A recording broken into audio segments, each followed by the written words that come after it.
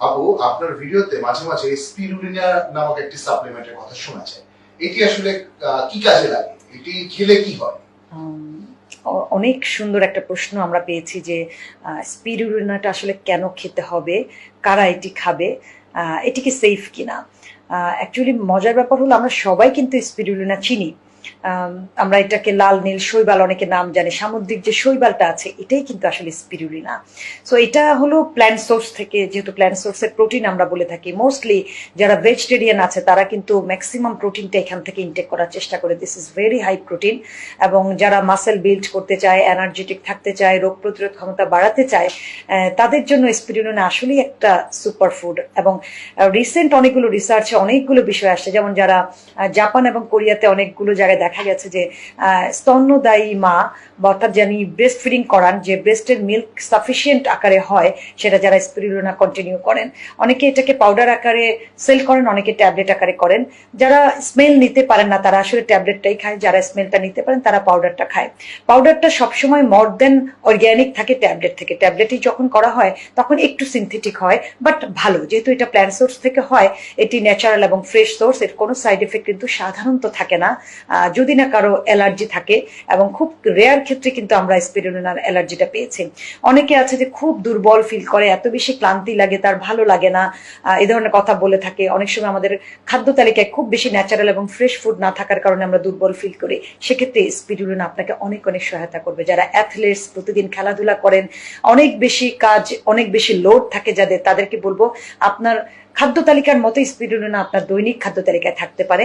এটি আপনাকে এনার্জেটিক করবে, আপনার স্কিন, চুল সবগুলো জায়গায় কিন্তু আপনাকে ভালো রাখবে, বডির হরমোনটাকে ব্যালেন্স করে থাকে। আমি খুব বেশি সাজেস্ট করি যারা থাইরয়েডের পেশেন্ট অর্থাৎ হাইপোথাইরয়েডে যারা ভুগে থাকেন, তারা খুব লেস অ্যালার্জেটিক হয়ে থাকেন, তাদের জন্য স্পিরুলিনা একটা সুপার ফুড। অর্থাৎ আয়োডিন সাপ্লিমেন্ট করে, এটাতে আয়োডিন, আয়রন, প্রোটিনের একটা সমারোহ থাকে। সো একটা খাবার থেকে কিন্তু আপনি অনেকগুলো সাপোর্ট পেয়ে যাচ্ছেন। সাধারণত এইটাকে, এই স্পিরুলিনা, এই লাল নীল শৈবালটাকে কালেক্ট করে প্রসেস করার পরে কিন্তু স্পিরুলিনা পাউডার এবং ট্যাবলেট তৈরি করা হয়। বিভিন্ন কোম্পানি বিভিন্নভাবে তৈরি করে থাকে, অবশ্যই ব্র্যান্ড ওয়াইজ এর মানটা ডিপেন্ড করে থাকে এবং প্রতিটা বয়সের সাথে ডোজটা অ্যাডজাস্ট করে থাকে। যারা আন্ডার ওয়েটে ভুগে থাকেন তাদেরকে আমরা একভাবে অ্যাডজাস্ট করি, যারা ওভার ওয়েটে ভুগে থাকেন তাদেরকেও কিন্তু স্পিরুলিনা আমি অ্যাডজাস্ট করে থাকি। চুল পড়া রোধ করা থেকে শুরু করে অনেকগুলো ফাংশন যেহেতু স্পিরুলিনা করে থাকে, তাহলে কেন আমরা আমাদের খাদ্য তালিকার পাশাপাশি স্পিরুলিনাকে নিব না? বছরে অন্তত 3 থেকে 4 বার স্পিরুলিনা সাপ্লিমেন্ট চাইলেই আমরা করতে পারি। এটি একেবারেই ফুড সাপ্লিমেন্ট, অর্থাৎ আমরা খাবার থেকে কিন্তু আয়রন পাচ্ছি, আয়োডিন পাচ্ছি, আমরা প্রোটিনও পাচ্ছি। কিন্তু বলেছি যে অনেক সময় পর্যাপ্ত পরিমাণ প্রোটিন আমরা গ্রহণ করতে পারি না, বা আমরা সবসময় অ্যানিমাল প্রোটিন থেকে সবচেয়ে বেশি প্রোটিন নিয়ে থাকি। তাদের জন্যই বলছি যে আপনি প্ল্যান্ট সোর্সের এটিকে নিয়ে দেখতে পারেন। এটি খুবই খুবই এনার্জি লেভেলটাকে বুস্ট করে দেয়, রোগ প্রতিরোধ ক্ষমতাটাকে বাড়িয়ে দেয়।